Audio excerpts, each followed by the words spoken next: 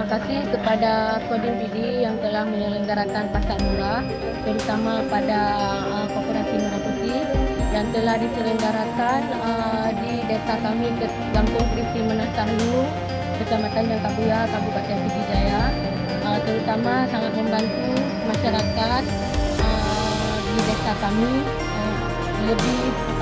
lebih murah dibandingkan dengan harga di luar sana. Terima kasih. Assalamualaikum warahmatullahi wabarakatuh.